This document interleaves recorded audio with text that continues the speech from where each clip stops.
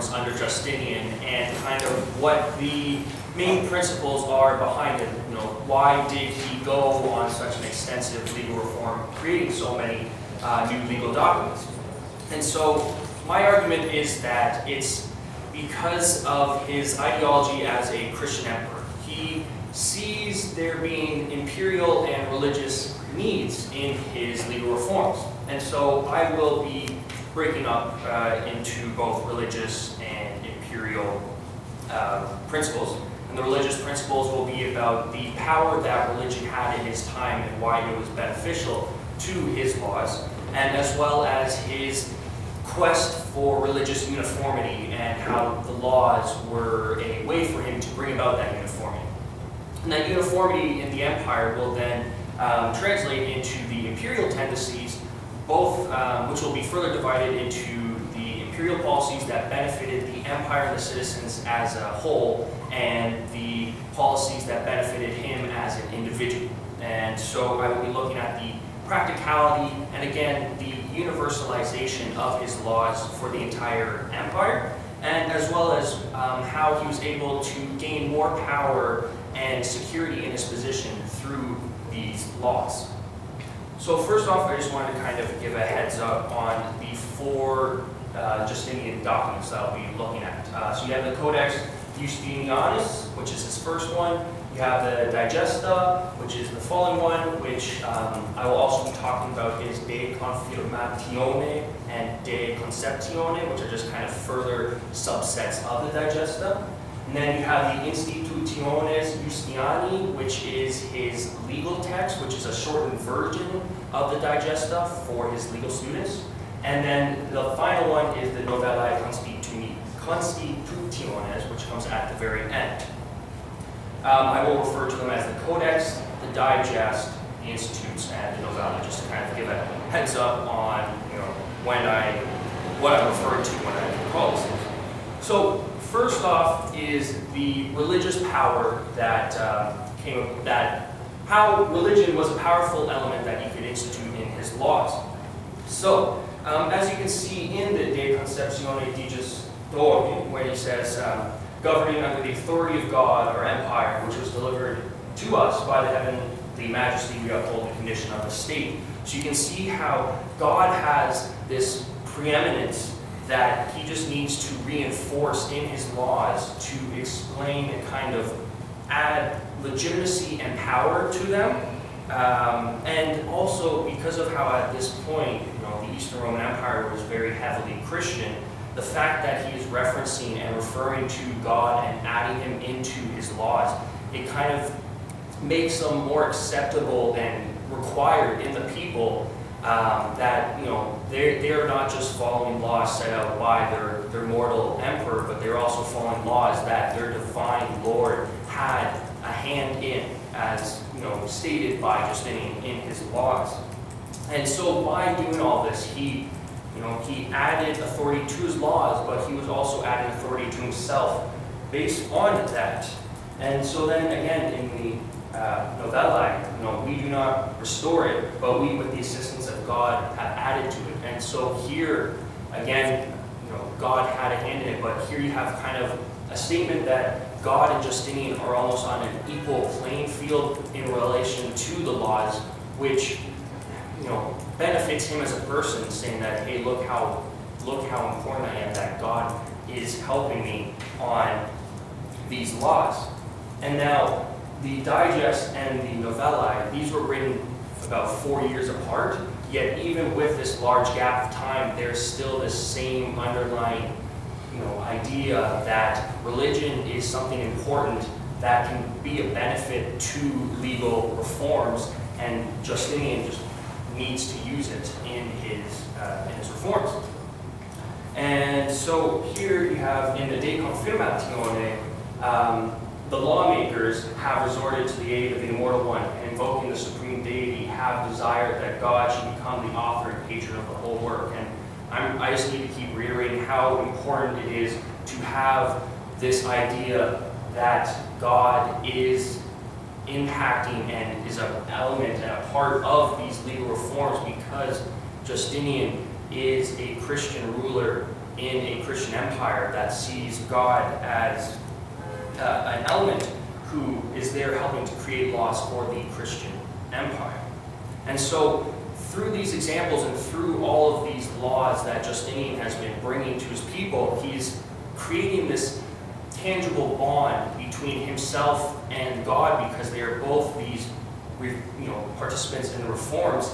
And by creating this bond, he is able to kind of raise his laws to the next level, as well as kind of improving himself because of this divine agency that he is reiterating in these series of legal reforms.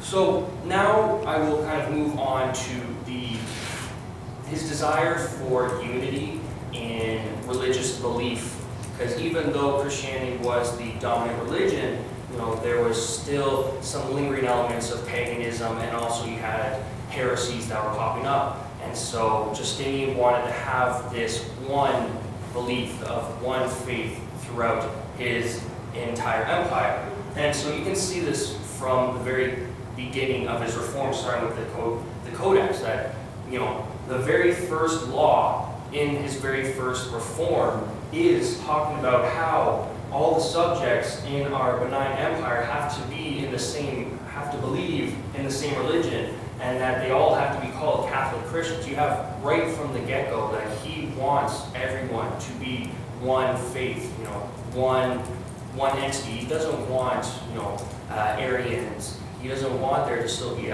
pagans. He just wants his entire empire to believe the same as he does in Catholicism and Christianity. And so the following laws the laws that follow this one in the Codex then go on to detail the suppression of paganism as well as heresies, mainly how you have to talk about the privileges that are granted to the people, but it is only given to those that observe the rules of the Catholic faith. So it doesn't matter if you can be Christian, but if you are not his version of Catholic Christian, you do not get the benefits and privileges that are granted to you. So here you have him using laws as a way of eliminating and reducing the non-believers of sorts. You have him trying to eliminate those that don't believe in the faith that he's promoting, in hopes of increasing the amount of followers of his faith, thereby bringing this unity to his empire. And so, heretics are now placed in a lower position in society in the hopes that by seeing how bad off they are through this, they will change their ways and unify and follow the same path as the rest of the people. And so here you have him saying that they are to be forever suppressed. And then when you move on to the pagans, who are still around but not as few, it seems to be a bit harsher of a policy, where instead of just being suppressed, they are to be laid low with the avenging sword. And so you can see that paganism, obviously, in his mind and in many, is much worse than a heresy. And again, you have to root that out. You need to kill off those who believe it, so that only those who believe in his faith remain. So in these laws, you see his effort in the legal reforms to bring unity to his empire, because by bringing this unity to the empire, he also brings stability. By no longer having this religious tension between his citizens who have different views, by no longer having this tension between himself and the citizens who might not believe the same as he does, he no longer has to worry about the discontent trying to act out against it. By having everyone believe the same faith as he does, he brings security to his position as an empire.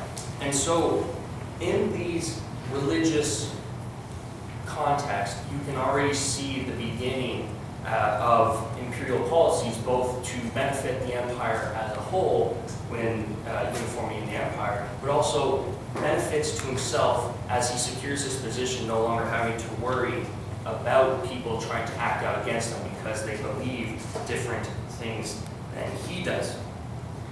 So I will now talk about the benefits as mentioned, to the entire empire through his legal reforms. And so the first one I'd like to discuss is the practicality that he brought to the laws. And one of the big practicalities that he brought is a simplification of the laws, thereby making it easier for his citizens to understand, comprehend, and be able to actually follow his laws.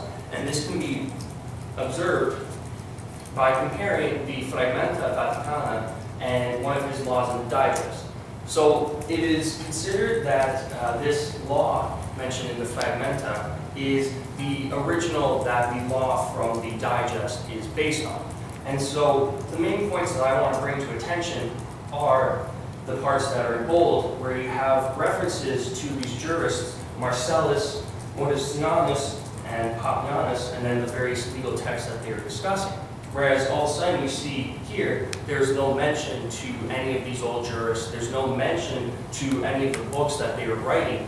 And so the reason for this is, 6th century Constantinople, the East Roman Empire, no longer has a reason to know about these ancient Roman jurists. It just muddies the laws and makes it harder for them to understand. So by getting rid of these annotations to long dead jurists, Justinian simplified the law, still had the same law, but he simplified it, making it easier for his citizens to be able to follow it and understand it.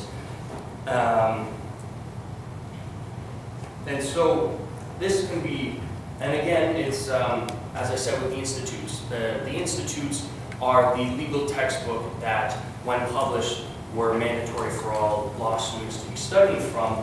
And so they were a simplified version of the Digest, as you can see, which is already a simplified version of previous laws, because he shortened and reduced how many laws were in the institutes by the Digest, so that the law students would only study, or when they were studying, would only need to know the essential ones that he determined were essential, so that when they would graduate and then become officials in the provinces or become judges and lawyers, they all came from the same background of his legal reforms. They were all Justinian lawyers, having learned from his institutes, getting the basic concept of his legal reforms in this shortened institutes, so that when they graduated and they became acquainted with all the laws in the Digest, they already knew kind of what to expect, because they had a simple version of a simple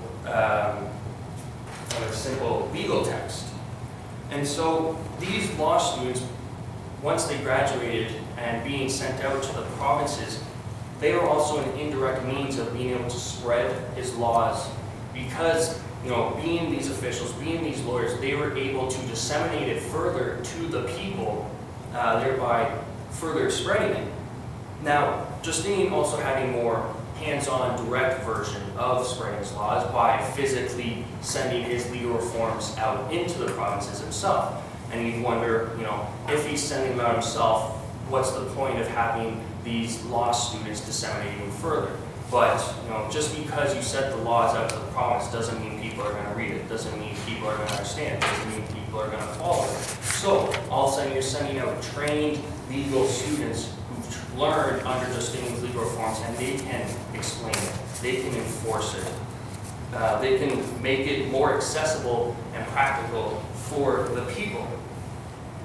So a modern scholar, Caroline Humphreys, stated that in the 4th century CE, the cities of the East no longer exercise their practical wisdom in their own laws and legal procedures, because the inhabitants of their cities used the universal laws of the Romans. So you already see 200 years before Justinian came to power that the cities under his empire were already using Roman laws. They forgoed their own. So when he started to bring out his legal reforms as Roman laws, it made it a lot easier for these cities to accept them and use them, because for 200 years they've already been doing that. So it just made Justinian's idea of universalizing his laws, making it so that his laws were not just for the city of Constantinople, but they were laws for the entire Eastern Roman Empire. Because these cities were already using Roman laws, it just made it easier for him to spread them. And so here in the De Confirmatione, you have in the law, he expressly states that the three exalted praetorian prefects, or the governors at that point, of the east, of Illyricum, and of Libya, are to make these laws known to all those subjects to their jurisdiction. So you have in a legal text him stating that all of these people need to know it. That, again, his laws need to be universally known in his empire. And obviously everyone would know what East is, but just in case, Illyricum is the provinces in the Balkans that, excluding Thrace. Thrace was its own province. So, by universalizing these laws, he had practical and immediate needs that needed to be accomplished by his laws. It wasn't just he was conceited enough that everyone needed to know his laws. He had reasons that everyone needed to know it because of administrative and legal changes that were being brought about. And so in the novellae, in novel 128, he listed 5 laws that described the changes in tax collection and how taxpayers were to pay. So you'd see that they are practical and necessary needs for the provincials who are the ones paying these taxes. So in these changes, there wasn't just him making changes. The empire under him was also changing itself. So in the red, you have what the Eastern Roman Empire was under when Justinian came to the throne. In the orangey yellow, whatever the other color is, you see what the Eastern Roman Empire looked like at his death. So you can see a large expansion into the west. And then you also have administrative changes in Armenia, as well as in the Balkans, due to external influences, mainly the Slavs from into the Balkans and the Parthians into Armenia. He also had to deal with religious strife due to the various churches, such as the Armenian Church, the Constantinople Church, the Roman Church, and he also had to deal with the debate on Christology that was going on. So all of these changes and conflicts in it forced him to constantly have to update and reform his laws, because the empire that he created the original laws for is no longer the empire that he had later on. So you have in his novellae 74, no law or decree has been sufficient to provide for all the cares, and they, the laws, have need of much correction in order to be adapted to the inconstancy and perversity of nature. So you see him detailing in his last, codified forms why he needed to make so many changes, why he had 3 different reforms under his one reign, and that's because they just kept becoming outdated and obsolete. And then he gives the first mention of this thing called, or he gives a mention of what is called nature, and how this nature is always bringing about change in his empire. As you can see again in the De Confirmatione, nature is eager to produce new forms and let a remedy be sought from the Augustus. So, in his second reform, he's already talking about the changes undergoing in his empire, and then how only the Augustus, or the emperor himself, is the one able to fix them through his legal reforms. So now I'm going to come to the last part. And so I've been discussing the imperial policies of the law that benefited the entire empire and all the citizens. But there were some imperial influences in his laws that only benefited himself as emperor. So in the 4th century, there's a man named Menander Rhetor who wrote the treatise, which was a text on how panegyrists and on what panegyrists should be praising in the emperor's court. And so one quality of the emperors that Menander Rhetor stressed should be praised was law and justice. He said that emperors sending out guardians of the laws to the provinces was something that needed to be praised. That emperors creating just laws and getting rid of unjust ones, that needed to be praised. So by the 6th century, when Justinian became emperor, he would have known that Menander Rhetor and these panegyrists were praising emperors for their laws. And therefore, by creating these legal reforms, he would have realized that he himself would be praised by such people. And by being praised, he would therefore gain their support. And by gaining their support, he would gain security in his position as emperor. And just like with the uniformity in the religion, he would not have to worry about discontents trying to rise up and take his place. So, in many of his laws, Justinian kind of presented himself as the worthy successor of Constantine. So Constantine was viewed both as a great political leader of the Roman Empire, but obviously under the Christian Empire, he was also seen as a great religious Christian man. And so, as stated in both arguments, Justinian had both religious and imperial political influences in creating his laws. So by connecting religion with politics in his laws, he was again making reference back to Constantine and showing that he himself is this religious political emperor, just like Constantine was. Now, in the Institutes, he actually referred to himself as the Ius Religiosimus Triumphator, the most religious, triumphant of laws. So you have direct reference to politics and religion together and how that is a key element of Constantine's rule. And by consolidating his image as the worthy Constantine in this legal text for youths who are up and coming in the law schools, once they graduated and they kind of internalized his image as Constantine, he would have more supporters who would be praising him because of his connection to Constantine, thereby gaining the admiration given to Constantine and giving it to himself. And by connecting himself to Constantine, he was also connecting himself to the glorious past of the Roman Empire. And since the Romans were a culture that idolized the past, it was never a bad thing to connect yourself to that past. So he was presenting himself as, he was the past in the present. And all the benefits that came in the past, he had with himself at that point. Now, the last point of the personal benefits that I will discuss is how he used the laws to centralize himself in the empire.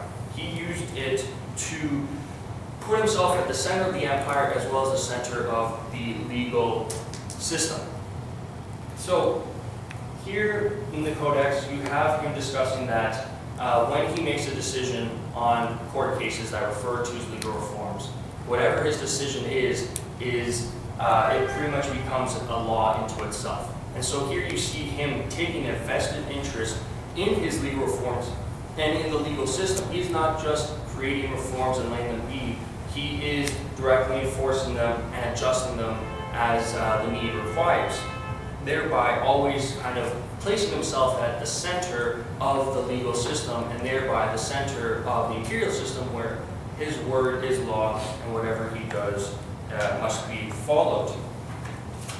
And so Procopius is the major source for this time period of Justinian. And so in his text, The Secret History, you have him making reference to how Justinian would not allow anyone to make changes to his laws. Thereby, he could not be undermined by people seeing his laws as imperfect. And any of the principles previously stated that were in his laws cannot be changed. So again, you have him place himself at the center and no one can move him from that position.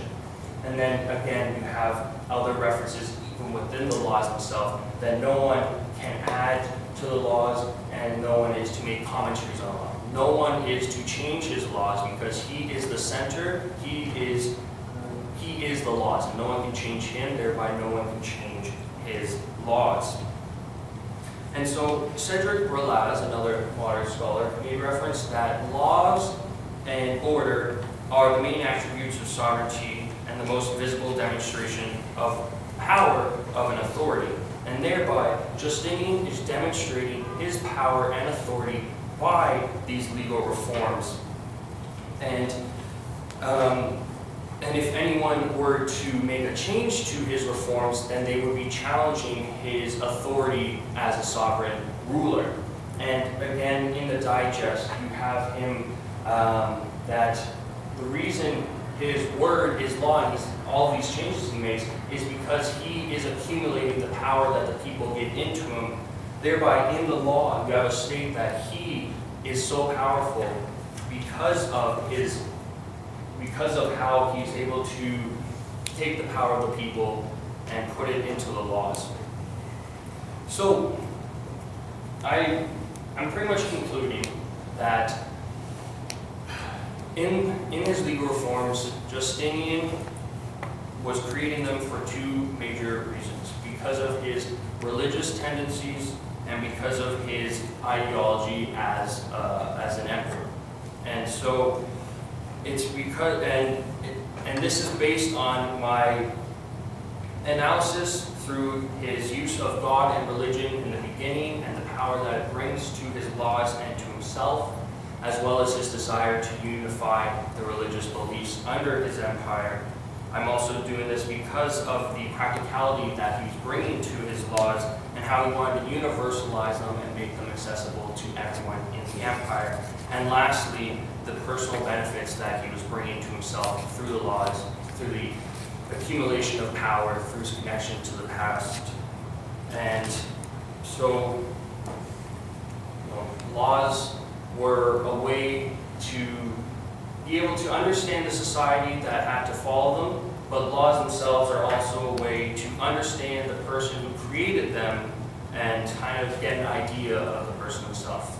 In this sense, Emperor Justinian.